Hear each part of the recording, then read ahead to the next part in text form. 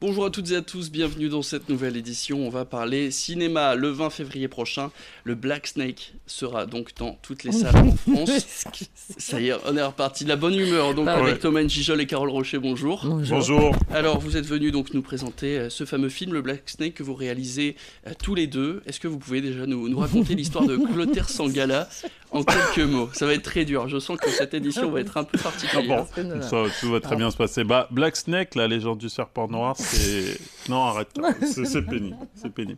C'est l'histoire d'un super-héros qui est donc un anti-héros, c'est une comédie, hein, bien évidemment, donc il a de grands pouvoirs, un peu à son insu, parce qu'il n'est pas trop prédestiné à sauver un peuple, mais il va prendre son destin en main et sauver un peuple. Voilà, en gros. Donc ça se passe du côté dans les années 70. C'est ça, c'est ça. Donc en Afrique. Ouais. Le Black Snake découvre un petit peu ses pouvoirs, avec notamment une scène incroyable que vous avez dû jouer avec un serpent. On la voit dans la bande-annonce, donc on peut en parler. Absolument. C'était pas trop dur à tourner cette scène avec ce serpent? Je me suis entraîné 2 semaines avant.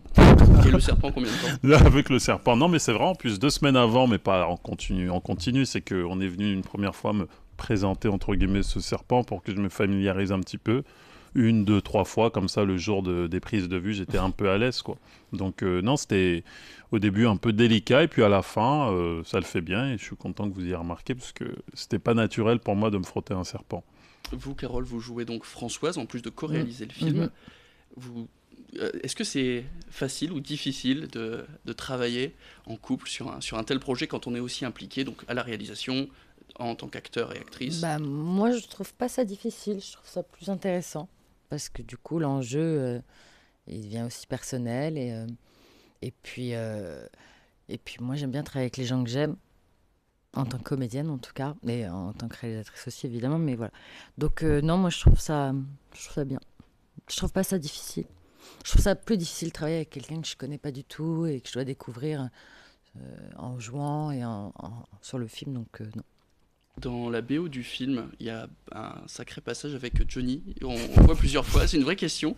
Est-ce que c'est un hommage que vous vouliez rendre ou c'est venu comme ça? Écoutez, les prises de vue du film ont été faites de son vivant, à Johnny Hallyday. Donc c'était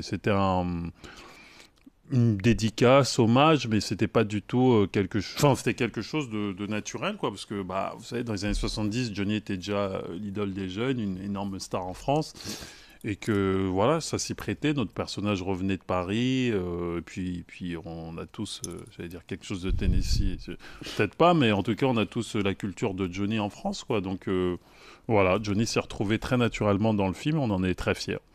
Ce film donc qui parle un peu de France-Afrique, c'est un film donc de super-héros. Clotaire Sangala donc qui quitte la France pour revenir dans son pays natal, qui découvre un peu des pouvoirs, ce qui le transforme complètement, qui découvre donc qu'il a une force surhumaine. À quel point c'est plaisant de jouer ce personnage? C'est plaisant parce que c'est un personnage qui a un champ de perspective très élevé, quoi. On peut aller très loin dans la déconne, et effectivement ce côté un peu puissant et intéressant, mais qui a quand même été un peu calmé de par le fait qu'on est dans une comédie et qu'on est quand même dans une production française correcte, mais pas non plus, on n'est pas dans l'univers Marvel où je jette des voitures toutes les 2 scènes, donc il y avait... Excusez-moi. Excusez-moi. Elle met des froids en pleine promo, cette fille. C'est antiproductif, hein. Tu vois, les gens avaient envie, et là... Parce que je savais pas si on dit Marvel ou Marvel. Marvel, mais c'est pas la question. Voilà. Donc, on est en pleine interview. C'est dingue, quand même. On dit aussi d'ici, hein, si Oui, c'est ça, mais... On peut tous les... On peut être pro un peu, mais en tout cas, voilà, c'est... Donc c'est beaucoup de plaisir. C'est beaucoup de plaisir, évidemment, parce que c'est des choses qui nous ont un peu bercés consciemment, inconsciemment, depuis notre enfance, et de détourner les codes, de nous les approprier en tant que Français dans la comédie, c'est un vrai plaisir, ouais. Même si le budget est donc plus limité que les Marvel. Oui, mais en même temps, il n'y avait pas cette envie, parce qu'on fait des choses, je dirais pas à notre échelle, mais surtout à notre culture. Avec quand même de sacrées cascades, hein. Même si vous jetez pas des voitures, on voit quand même les cascadeurs. Oui. C'est quand même dû, je pense, beaucoup vous amuser sur le tournage. Ouais. On a mis la main à la pâte physiquement à plein de niveaux, Carole comme moi d'ailleurs. Non, mais on s'est surtout, comme vous dites, vraiment amusé. ce qui est un peu différent des Marvel, c'est que cette fois-ci, vous n'affrontez pas des super méchants. Les méchants, ce coup-ci, c'est un dictateur africain, et c'est un peu le côté colonial, le côté colonial de la France des années 70. C'est quoi, c'est une critique un petit peu, ce film, de tout ce France-Afrique Vous savez, comme je dis souvent, moi j'aime bien m'amuser de plein de choses, dans l'humour, de l'absurde, de tout un tas de choses, mais j'aime bien quand c'est aussi construit sur des choses un peu solides, voire dites graves. Ça permet de rebondir sur plein de codes humoristiques, et donc du coup, voilà, effectivement, ce personnage qui évolue un peu à cette période, je trouvais ça vraiment génial pour le coup. Après l'esclavage, après donc les dictateurs, notamment avec le crocodile du Botswana, c'est un nouveau thème que vous abordez. Super, dernier angle. Super. Super. Les mots valises comme ça, c'est pas bien. Mais c'est pas. On l'a bien compris que c'est dans le bon sens. Dernière question.